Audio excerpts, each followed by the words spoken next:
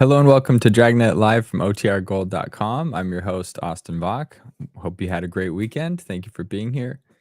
If this is your first stream, we're here every Monday, Wednesday, and Friday at 9 a.m. Pacific, listening to one episode of Dragnet until we've listened to all 310 episodes currently available. During each stream, you can participate in the chat by heading to the OTR Gold YouTube channel or going to the URL right here down below. Today we're going to be listening to, sorry, my mind skipped a second. Today we're going to be listening to episode 74 of Dragnet titled The Big Mother, which is about a newborn that has been stolen from the Mercy Hospital nursery, and there's no trace of the infant or the abductor. Today's episode originally aired November 9th, 1950. And the week this episode was broadcast, Skip Prosser, the American basketball coach and only coach who took 3 NCAA schools to the tournament in their first year, was born in Pittsburgh, Pennsylvania. Shout out to Life with Roscoe, tuning in from Pennsylvania. November 4th, Grover Cleveland Alexander, the American Baseball Hall of Fame pitcher, died at the age 63. And then November 4th, 1950, U.S. troops vacated Pyongyang, North Korea during the Korean War. And just a few days later, a U.S. aircraft shot down a North Korean jet in the Korean War, which was the first jet-to-jet dogfight in history. So that's what's happening. Roscoe. Let's see. Hello, Roscoe, Sam, Emperor, Penguin, Addie, etc. This one, question for you. So the channel is monetized, so you will see an ad at the beginning, but I put that little intro, I put a 60-second wait at the beginning again, so that by the time the ad ends, you don't miss my introduction. Are the ads lasting longer than that? Anyway, tell me if you see it, because my goal is that even if you have YouTube Premium, you won't see them, but if you don't have YouTube Premium, I still don't want you to miss the beginning. So give me some feedback if that is, if my 30-second intro is long enough, or if YouTube's serving more than 30 seconds of ads. Okay. Again, I hope everyone had a great weekend. If you care to share, tell me what you did. Tell me what was fun. And I'll share my screen and we will get started. So sit back, relax, and enjoy today's show.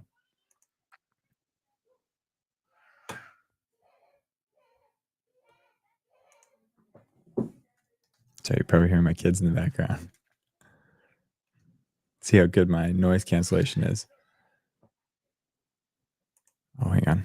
I had the website pulled up and I closed it. So let me give 2 seconds. Then we'll get it going. Here we go.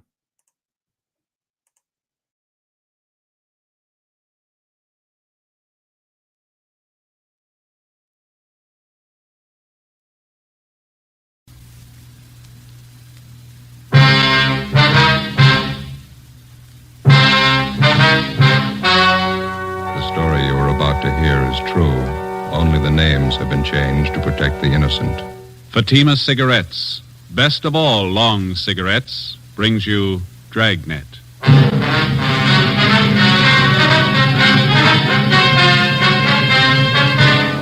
You're a detective sergeant. You're assigned a homicide detail. A newborn baby is taken from a hospital nursery. There's no trace of the infant. There's no trace of the abductor. Your job: find them.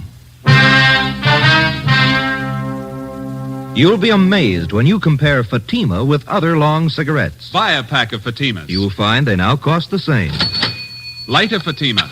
Your first puff will tell you... Ah, that's different. Yes, what a difference. In Fatima, the difference is quality. You see, Fatima is the quality king-size cigarette because it contains the finest Turkish and domestic tobaccos superbly blended. And Fatima is extra mild with a much different, much better flavor and aroma than any other long cigarette. Because of its quality, its extra mildness, its better flavor and aroma, Fatima has more than doubled its smokers coast to coast. Try comparing Fatima yourself. Fatimas now cost the same as other long cigarettes, But your first puff will tell you, Ah, that's different. Yes, in Fatima, the difference is quality. Ask your dealer for Fatima, the quality king-size cigarette. Best of all, long cigarettes. Start enjoying Fatima tomorrow.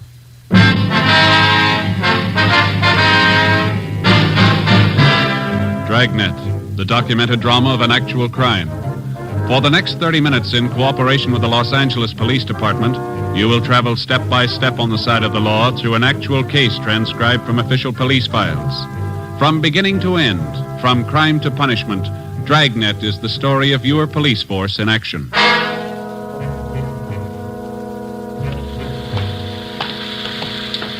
It was Thursday, January 28th. It was raining in Los Angeles. We were working the night watch out of homicide. My partner's Ben Romero. The boss is Captain Steed. My name's Friday. It was 11:35 p.m. when we got to Mercy Hospital on Norwich Avenue, the main entrance.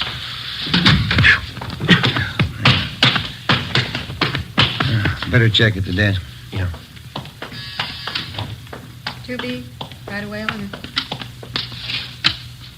2B, Wayne. Yes, sir? Police officers, we received a call from the hospital here. Oh, yes, sir. Right this way, please. Yes, ma'am. Dr. Walsh is waiting for you. Is he the man in charge? Oh, no, Dr. Walsh is the head of the hospital. I see. Please, Dr. Walsh. Fine. Come in, please. Come in. Thank you, miss. Yes. Dr. Walsh, How do you do? it's my partner, Sergeant Romero. My name's Friday. Yes, I've Homicide. been waiting for you.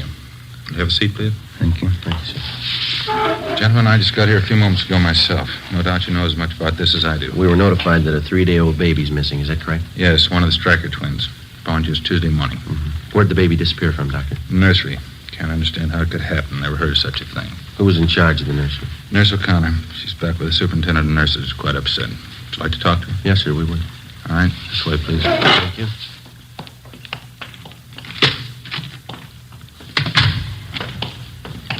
Can't understand it. How could a baby disappear like that? Have the parents been notified? Father's on his way in now. We haven't told the mother yet. When did they first notice the baby was gone? I understand it was around 11 p.m. Call came into our office about 11:20. Go ahead, Sergeant. Nurse O'Connor? Yes, Dr. Walsh. These gentlemen are from the police department. Sergeant Romero, Sergeant Friday. Oh, you What do you do? They want to know all about what happened tonight. You know, of course, it's a serious matter. Try to tell exactly how it happened. I'll try, Doctor. All right, officers. Thank you. Well, we know that you're probably pretty upset, nurse, now. You just relax and take your time. Yes, sir. When did you first notice that the Stryker baby was missing? Must have happened somewhere between 11 o'clock and 10 minutes past 11. I'm sure of that. How are you sure of that? I came on duty a few minutes before 11. I took the night reports as usual, and I started checking the orders and the formulas. I remember very well that both the Stryker twins were in their cribs at that time. Go on, please. I think it must have been about 5 minutes past 11 when I got this phone call from home. My mother's been sick lately. It was about her. How far did you have to go to answer the phone? About 10 feet down the hall from the nursery, just around the corner. Could you see the entrance to the nursery from where you were talking on the phone? No, sir, I couldn't. But I was only on the phone for a minute or two. As soon as I hung up, I came right back to the nursery. Was the telephone call actually from your mother? Yes, sir. My mother has a heart condition. She wanted me to be sure and have a prescription filled. What time was it when you got back to the nursery, owner? Can you remember that? It wasn't quite 10 minutes past 11. As I came back through the door into the nursery, I noticed right away one of the cribs was empty. One of the Stryker twins was gone. Is there more than one entrance to the nursery, Miss O'Connor? Yes, sir, there are two entrances, but at night one of them's kept locked. Is it possible that somebody in the hospital, maybe a doctor, took the baby for examination or some kind of treatment? No, sir. Just as soon as I noticed the baby was gone, I went to the head nurse, and the two of us contacted everybody in the hospital. No one knew anything about it. Well, is it possible that the child's mother could have come down from the second floor and taken the baby? No, sir, Miss Stryker's been asleep since 10 o'clock. She's still asleep. Were there any other nurses or attendants working near the nursery when the baby disappeared? No reason for anyone besides myself to be around at that time. None of the cleaning people. They'd all gone home. Dr. Walsh, I wonder if we could have a look at the nursery now. Certainly, Sergeant. Want Nurse O'Connor to come along? Yes, would you please? Yes, sir. Thank you. This way, gentlemen. Straight down the hall. What are the hospital visiting hours, Doctor? Usual. 2 until 4 in the afternoon, 7 to 9 in the evenings. Quite strict about that. Do you know if all the visitors had left the hospital by 9 o'clock tonight? Of course, I wasn't here, but the superintendent of nurses told me they'd all left by 9. She's compiling a list of every visitor we had this evening. Good. They'll all have to be checked. Nursery's right here, officers. This empty crib just inside the window here. Yes, sir. It's where the baby was. You can see it's right next to the door here.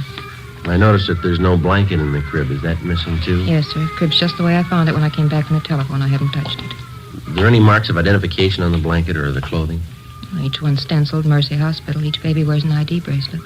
Doctor, I wonder if we could have that crib brought out to have it checked for possible fingerprints. Certainly, of course. Is this the other door to the nursery you mentioned, Miss O'Connor? That's right, Sergeant. I checked it. It's locked. That large window on the other side of the nursery. Is that a stationary window? Yes, sir, it is. It faces onto a small court. Well, then whoever took the baby had to use this door. It's the only way they could have gotten in. Oh, excuse me a minute. I want to attend to the baby in there. Sure. Listen to that, Jim. Yeah. Doctor, are there any other entrances open at night besides the main one? Not after 10 p.m., no. Just the main entrance on Norwich Avenue. There's a nurse on duty there at all times. How about the parents? Is there anything unusual there? No, father's a working man. Mother's a housewife. Both the babies are perfectly normal, nothing unusual at all. 3-day-old baby. They usually take a lot of careful handling, don't they? Yes, definitely. First week's always critical. And this thing, taking a 3-day-old infant out in this weather, cold, rain. Afraid the odds are all against the child.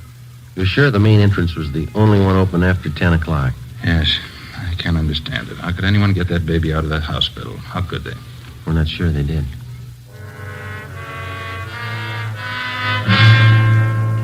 Midnight. A 3-day-old twin boy was missing from his crib in the hospital nursery. That's all we knew.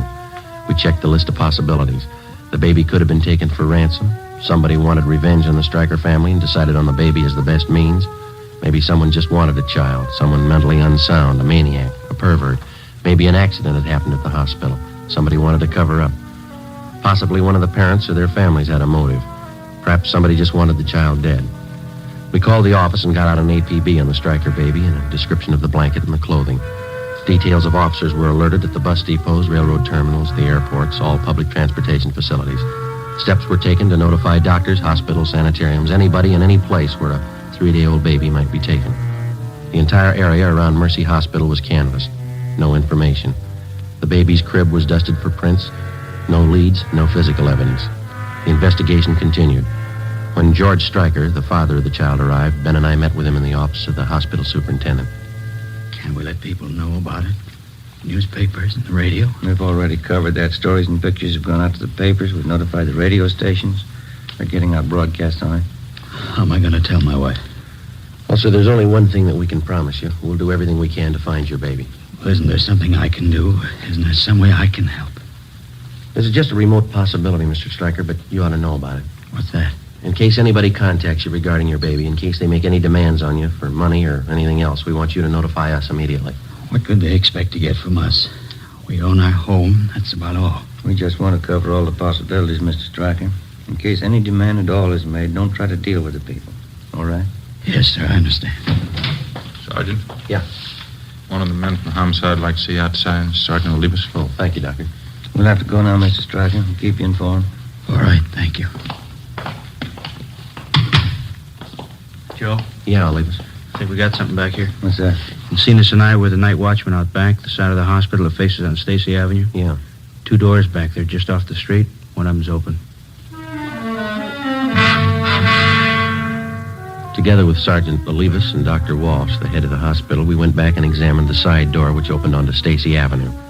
The latch was obviously faulty. It took only slight pressure on the door to open it. The latch, both doorknobs, and the door itself were dusted for prints.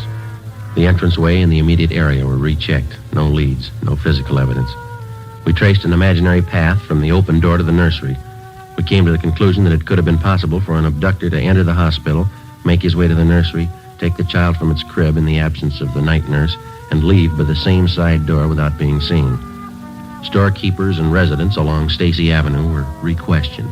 We got nowhere. When the abduction story broke in the newspaper and over the radio the next morning, the calls started to come in. People in practically all sections of the city thought that they'd seen the missing baby. Each call was carefully checked out. None of them paid off. 10 a.m. We checked back in at the office. I must be getting old, Joe. Can't seem to take these all-night sessions like I used to. Yeah, I'm pretty tired. I drank too much coffee again. I got a sour stomach. Hi. Hi, Olivas. Right. The stats office come up with that run for us yet? No, they're still working on it. How about that San Bernardino call? Yeah, they called back. They picked the woman up when she got off the bus, checked her and the baby out. baby belongs to her. Mm-hmm. Anything else come in? All been checked out. The press called again. Want to know if there are any new leads. Yeah. Sergeant Friday in here. Yes, sir. Can I help you? They told me in the business office to come down and see you. Surely. Come on in. Thanks. My name's Wallace. I'm the desk clerk down at the hotel on 11th Street, Bluebird Hotel. Yes, sir. I got some information. I'd like to talk to you. All right, sir. This is my partner, Sergeant Romero, and Sergeant Olivas. How are you? How are you? Wallace. What's the information about? Well, I got hold of a paper this morning, read about that baby that's missing. Yes, sir. Imagine those people are pretty worried about the kid. Guess they'd like all the information they can get, huh? Looks like that hospital's in a jam, what do you say? Well, what information do you have, Wallace? I guess those parents could sue the hospital if they wanted to, huh? Well, sir, all we're interested in is finding the baby. Can you help us there? Well, I don't know for sure. What are you trying to tell us? Have you seen the baby? Well, I may have. Do you happen to know if they're offering any reward for information? Well, I don't know where it'd come from. The father's a working man. Oh, don't get me wrong, Sergeant. I don't expect anything for any information I'd give, but, well, I don't make too much at the hotel. You know, if they wanted to show their gratitude in some way, just thought I'd mention it. Well, thank you, Wallace. Don't worry about that. Now, what's the information? Well, you know, I didn't mean anything by that. Anybody'd be glad to help out in a Yes, case sir. like this. What I came in to tell you was a woman and a young baby checked in the hotel last night when I was on duty. What time? I think it was about 12 o'clock. Woman didn't have any baggage or anything, one little blanket around the kid. When I saw that story in the paper this morning, I got suspicious. Is the woman still registered at the hotel? She was when I left. That was about an hour ago. What name did she register under, you remember? No, I don't, but it's in the register. You can check it if you want. Where is the hotel? 11th and Charleston, right in the corner. I'm sure it must be the kid you're looking for. Say, I hope you haven't got me wrong. How do you mean? About the reward, you know. I don't expect anything for this. We haven't got you wrong. 35 a.m. It was still raining. Together with the desk clerk, Wallace, we drove to the Bluebird Hotel on 11th Street. We checked the cards at the desk and found that the woman had registered under the name of Mrs. Harold Parks. The clerk on duty told us as far as he knew she was still in the room with the baby. The room's down this way, Sergeant. Okay. This is the 116. Mrs. Parks. Mrs. Parks. You have a passkey with you, Wallace? Here you are. Thank you.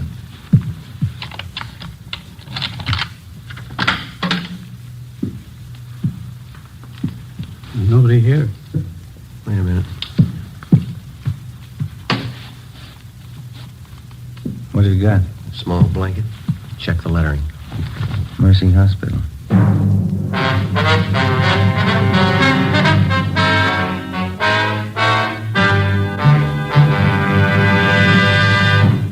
You are listening to Dragnet, authentic stories of your police force in action.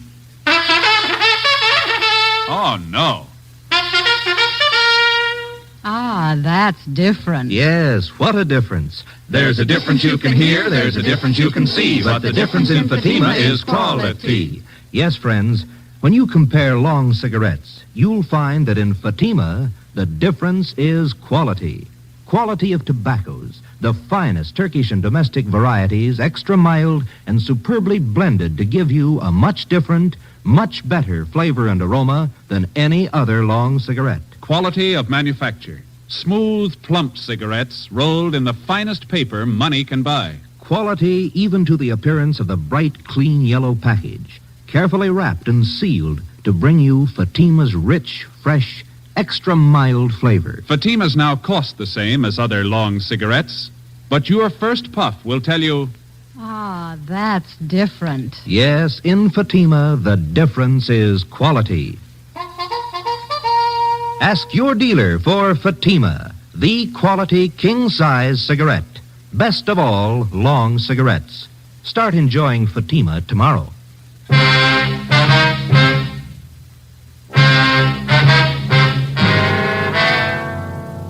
Friday, January 29th, 11 a.m. We were unable to locate the woman who had registered at the hotel under the name of Mrs. Parks. There was no sign of the baby. The blanket we found in the room was identified by hospital personnel as the same type used in the nursery. The room was checked for fingerprints and physical evidence. We found nothing. People in adjoining rooms were questioned, but they could give us no information. We got a description of the woman who used the name Mrs. Parks from the desk clerk, and we got out an all-points bulletin on her. Her hotel registration card was checked for handwriting and fingerprints. Captain Steed ordered an immediate canvass of all hotels, apartments, and rooming houses in the central area. The hotel clerks were shown mug shots of possible suspects. They failed to identify any of them. 3 p.m. Friday, the search for the Stryker baby went on. Yeah, checked out all right. Okay, Gil, thanks. Anything? Gil and Zane has checked that Wilshire call. It's another phone. Might have something, fellas. Yeah? Ruiz and I were making the rounds of hotels out along Pico. Stopped at a drugstore for a cup of coffee. Mm-hmm. We talked to druggist while we were there. Had a pretty good story for us. You got a light? Yeah. Here you go. Thanks. This drugstore is 2 blocks from the hotel where the woman stayed. It's open all night. And the druggist told us a woman answering this Mrs. Park's description came in about 1:30 a.m. Bought a whole raft of stuff. Mm-hmm. How do you mean? What kind of stuff? Well, everything for a baby. Bottles, nipples, dextrose, oil powder, all that stuff. Was he sure of the woman's description? He gave it to us before we'd even mentioned what this Mrs. Parks looked like. Right down to the color of her coat. Did she have the baby with her when she bought this stuff? The druggist said no. She even asked him if she could buy canned milk there. Where does it lead? How do you mean? Does he have any idea where the woman came from, where she went? No, but he said if she came back in again, he'd call us right away. He's going to notify the other clerks, too. They'll keep us posted if anything turns up. I get it. Homicide, Friday. My name's Mrs. Lucy. I'm calling about that missing baby in the paper. Am I talking to the right department? Yes, ma'am. Do you have any information on the case? Well, I certainly have. I know where that Stryker baby is right now. Where's that, ma'am? Right next door. The Salazars have him. What makes you so sure? It's perfectly obvious, that's all. It's not their baby. Why do you say that? That baby they have no more looks like Mr. Salazar, Mrs. Salazar, than mine do.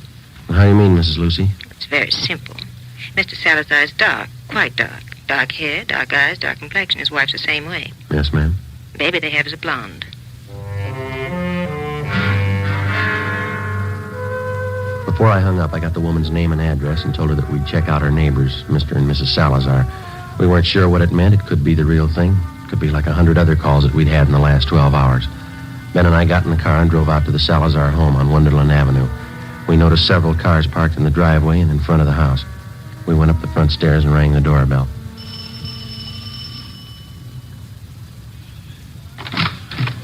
Yes, sir? Come on in, please. We'd like to speak to Mr. Salazar. Yes, sir, that's me. Come on in. Thank you. Come inside. Let me fix you a drink. You're late, huh? No, thank you. We're police officers, Mr. Salazar. I'd like to ask you a few questions. Oh? What's the matter? We making too much noise for the neighbors? No, it's not that, sir. Just like to ask you a few questions. Someplace we can talk. Well, I have to take care of the guests, you know. We have this party here. My son was baptized today, my first son. That's why we're having a party. Yes, sir. We're sorry to interrupt, but it's pretty important. It won't take very long. Well, all right. I guess I can get along for a few minutes. Back here in the kitchen. It's probably the quietest place. Fine. Back this way, officer? Right.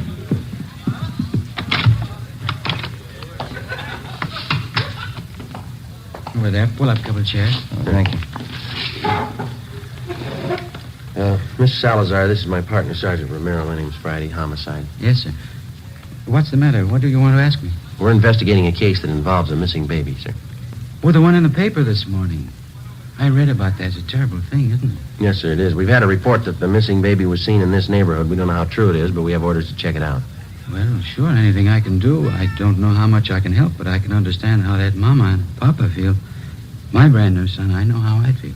How old is your son, Mr. Salazar? He's just 1 week old this afternoon. Fine boy. Was the baby born here in Los Angeles? No, I sent my wife Roberta to Phoenix to have the baby. We thought it'd be a lot healthier for her down there.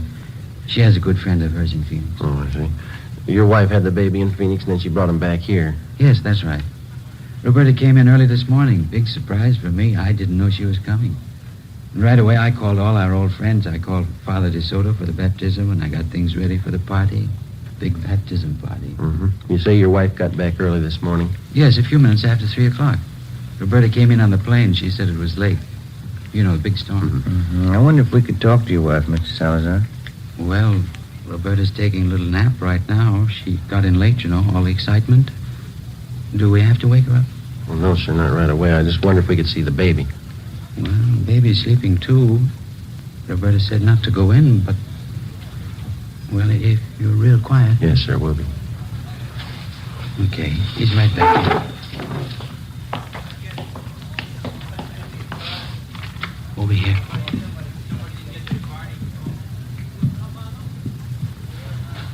Let me pull the blanket down.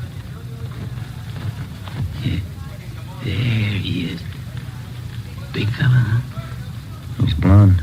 Huh? What do you think, Joe? I think he's got a twin. 5 p.m. Harlan Stahl from Leighton Fingerprints arrived at the Salazar home. The footprint of the missing child taken at the time of birth was compared with the print from the child the Salazars had. The prints were identical. The missing baby had been found. 5:20 p.m. Ben and I talked with Mrs. Salazar in the kitchen of her home. The christening party went on. I don't think I understand what this is all about, officer. What has my baby got to do with all this? You know as well as we do, Miss Salazar. That baby in there, it doesn't belong to you. It's not yours. What do you mean it's not mine? Of course it's my baby. My husband's and mine. I just brought him from Phoenix last night. That's where the baby was born. What are you trying to do to me? That baby isn't yours, Mrs. Salazar. Now, you know that. It was taken from the hospital. How about the truth? You don't know what you're saying. You don't know what you're talking about. It's my baby. He was baptized today. Juan Tomas Salazar. It's my baby. This is a pretty serious matter, ma'am. The baby's footprint has been checked out. The child belongs to a Mrs. Stryker. We want to know how you happen to have him. Because he's my baby. That's why I have him. You don't know what a mistake you're making. He's my baby. I brought him from Phoenix last night.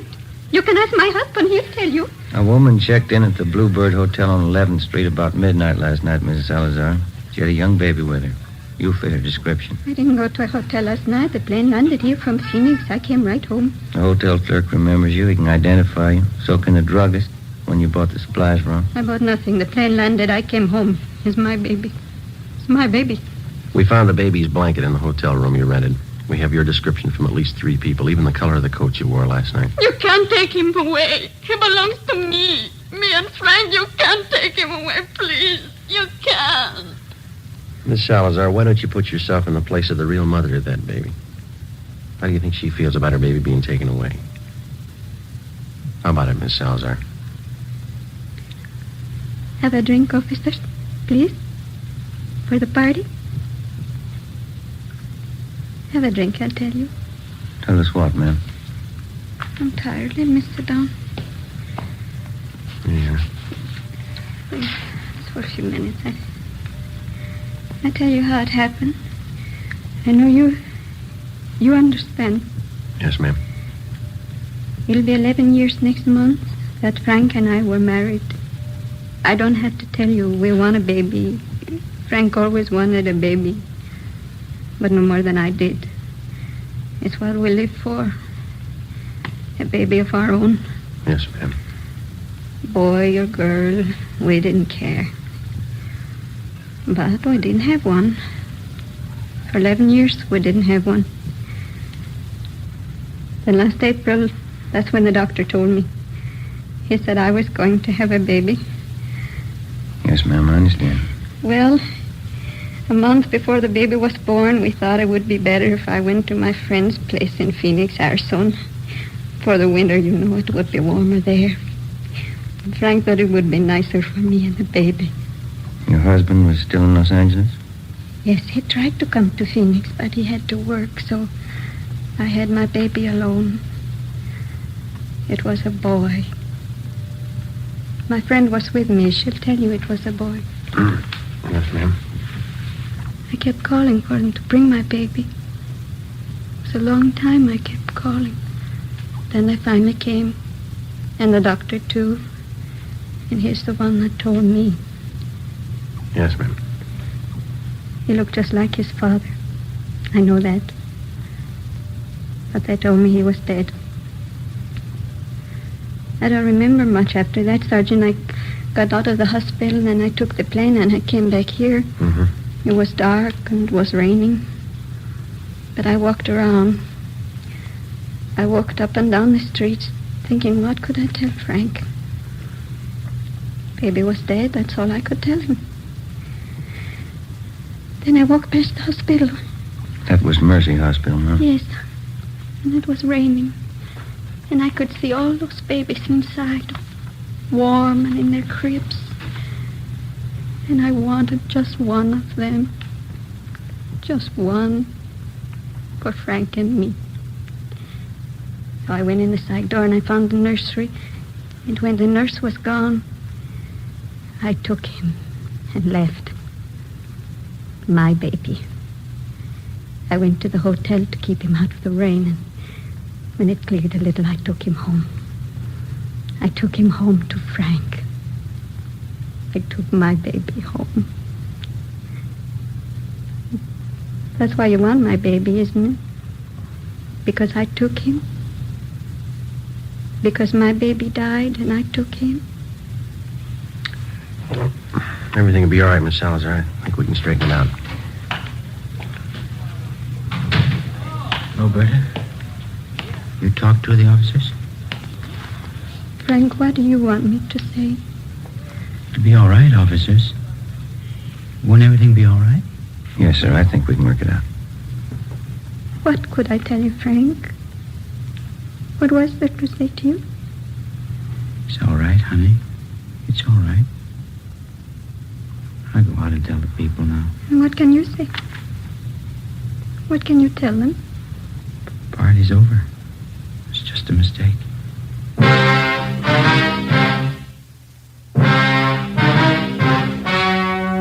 The story you've just heard was true. Only the names were changed to protect the innocent. In a moment, the results of the trial. Now, here is our star, Jack Webb. Thank you. Last week, I asked you to write me if your cigarette dealer was out of Fatima's. Well, you did, and we've done something about it. Now, if any more of you find a dealer fresh out of Fatima's, send me his name and address. We'll take care of that, too. Write me, Jack Webb, Post Office Box 951, Hollywood 28. And, Mr. Dealer, don't wait another day. Step up your Fatima order for Thanksgiving and the coming holidays. Get in on the increasing demand for Fatima, the quality long cigarette.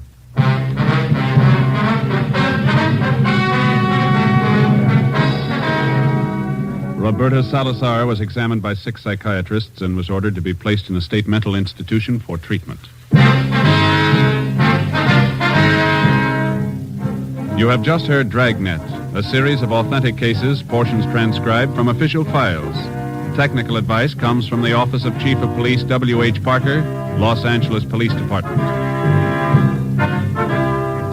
Coming up, We the People, then Screen Directors Playhouse on NBC.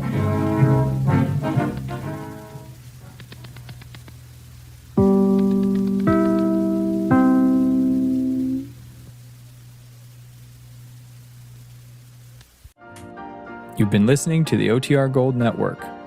Find more classic radio at otrgold.com.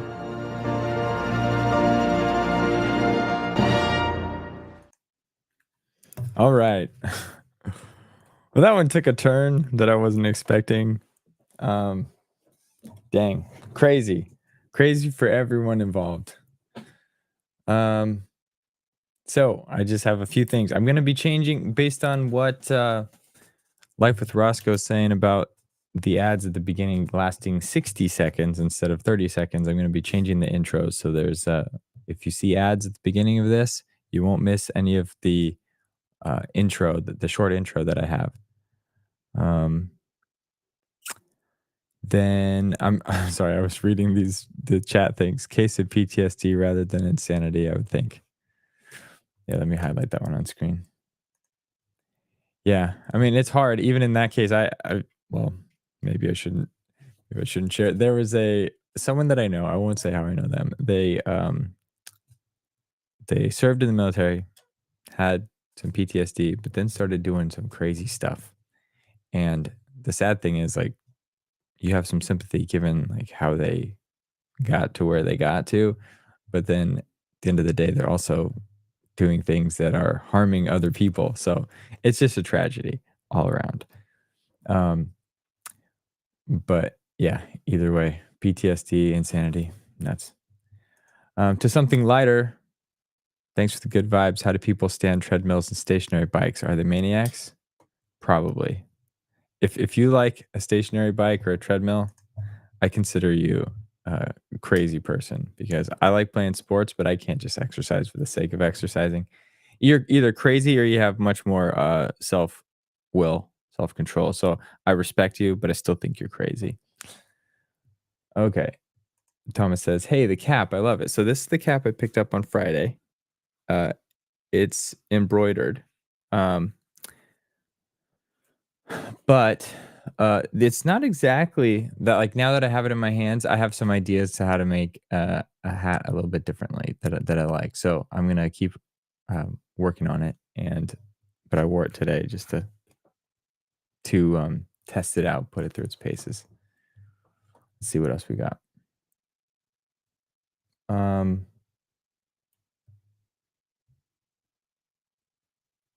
okay, hit like. Don't forget, AOTR. You like the old Battlestar Galactica 70s? So I haven't watched a lot of 70s TV, and I don't think I've ever seen Battlestar Galactica. But my father-in-law is a big sci-fi guy, so he's probably seen it. My wife's probably seen it too. Addie's demoing all the new stickers there in YouTube chat. Yeah, we added a few as we got new subscribers. I have a couple more I need to add, but as we get additional members, YouTube gives me the ability to add more custom emoji. And then also I plan to make glow in the dark versions of each of those because right now my stickers, I have the only glow in the dark ones I have are the logos, but the glow in the dark stickers are my favorite ones. So I'm going to make glow in the dark versions of all those little OTR illustrations. So stay tuned for that. Cool. So that's all I have. I don't have any other announcements to share today. So that's it. Thank you all for tuning in. We will be back on Wednesday to listen to episode 75. The title is The Big Parrot, and the synopsis or the quick one-line summary says a man, his wife, and a parrot are found strangled to death in a rooming house. The killer has set fire to the room to cover his tracks. So tune in Wednesday for that story. Have a great Monday and Tuesday, and I will see you then. Talk to you later.